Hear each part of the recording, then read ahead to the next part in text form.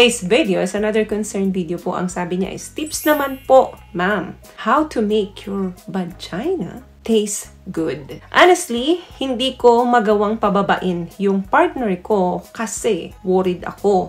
Pag nagstay siya doon, baka may maamoy siya na hindi niya magustuhan. Siyempre, naiintindihan kita, ayaw naman natin ma-turn off or mag-gross out yung mga partner natin kapag nakatikim sila ng hindi magandang amoy or hindi magandang lasa dyan sa ari natin. Kinakailangan talaga, syempre, mag-prepare tayo kapag meron tayong intimate doon sa mga partner natin. But before that, eating healthy is important. Napakalaki po ng impact sa diet natin nung magiging amoy nung discharge natin. Tulad ng pagkain ng sugary food, or mga processed foods or meat, pwedeng mag-decrease yung pleasant na amoy ng ari natin. Kaya dapat po cautious tayo sa mga kinakain natin dahil kung ano yung kinain natin, nagiging amoy din nung discharge natin. Number 1, make sure na kumain ng maraming fruits and maraming vegetables. Huwag din kalimutan na dapat sapat yung tubig na supply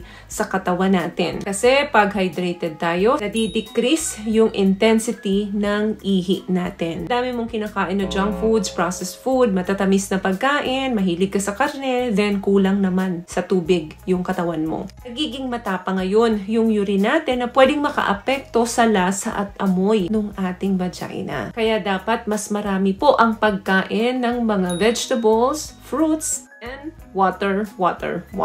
Number 2, kung nasa bahay ka lang naman, huwag ka na magsuot ng underwear. Or kung magsusuot ka, make sure na cotton yung gamit mo. Maninipis. And huwag masyadong masikip yung inyong underwear para nakakahinga yung ating down there. Kung magsusuot ka naman ng mga jeans, make sure din na hindi ito masikip. That way, hindi masyadong nagpapawis. Important kasi na dry yung area na yan. Kasi pag palaging pinapawisan yan, so magandang pugaran ng mga bakterya yan kapag masikip at nagsisweat yung ating down there na pwedeng mag-lead sa unpleasant odor. Or, mas worse, magkaroon ng infections. Another thing, gumamit po ng mga unscented or yung mga mild lang na scent na panghugas dyan. Kasi ang ari po ng babae ay very sensitive sa mga chemicals, lalo na po kapag ito ay strong chemical. So, make sure po na ang gamitin ninyo ay yung mga panghugas na merong mga mild formulation. Isa po sa nire-recommend ko ay ito. Highly recommended po kasi merong mild formulation po iyan na mabibili nyo lang ng 198 pesos sa Shopee, Lazada. It helps you also to moisturize and brighten down there. So, kung medyo makulimlim yan, best is gamitin nyo ito. Kasi ang paggamit po ng matatapang na soap ay pwedeng makaharm sa pH level ng ating ari. Matapang na amoy, that means matapang din po yung chemical. What I love about this product, itong No More Dark Secret ng K-Skin, bukod sa may advanced whitening na siya na kung saan pwede niyang matulungan na pumuti yung mga singit-singit mo, moisturizing, meron siyang anti-irritation, antibacterial, maintain healthy pH level. Hindi lang pambabae, meron din po tayong pang lalaki. Last one, para naman ma-improve ang smell nito at ang taste nito during pakikipagtalik. Better na uminom kayo ng cranberry juice kasi may mga reported study na po na nag-i-improve ang taste ng ating discharge kapag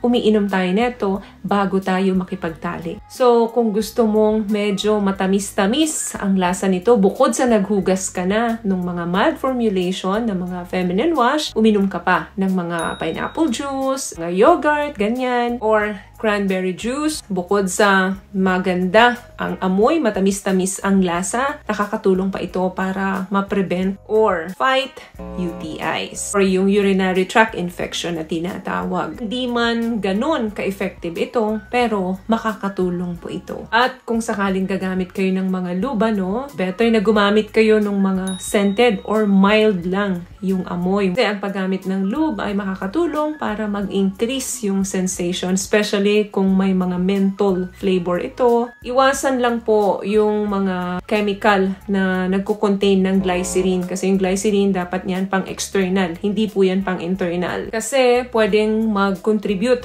ang chemical na to kapag pumasok sa loob ng ari ng babae ng yeast infection. So, beware of chemicals containing glycerin. And syempre, of course, huwag kalimutan na mag-shower muna bago makipagtalik sa mga partner. Kasi tayong mga babae, lagi tayong ingat, lagi tayong conscious kung ano yung amoy natin, kung ano yung itsura noon kapag tayo ay makikipagtalik. Well, in fact, ang mga partner natin, hindi lang naman yan ang laging tinitingnan nila. Kasi ang laging ina-after lang ng mga kalalakihan is makipagtalik sa inyo at bigyan nyo sila ng isang bonggang PJ, So, kaya ang mga kalalakihan, sa kanila, hindi sila masyadong concerned kung ano yung itsura ng kanilang down there. Dahil ang laging concern yan is mag-penetrate lang naman. Tayong mga babae, palagi tayong concerned sa lasa, sa amoy. Nagbabago ang amoy talaga niyan kapag meron tayong menstrual cycle, kapag nandun na tayo sa menopause stage. Normal talaga na may changes ang amoy nito. Huwag mag-alala. So, yun lamang guys ang video natin for today. I hope nakapagbigay po ako ng tips sa inyo. At kung nagustuhan niyo pong ating video, please give it a thumbs up, comment down below, and also share this video na rin po sa mga kaibigan na sa tingin yung matutulungan ng video natin.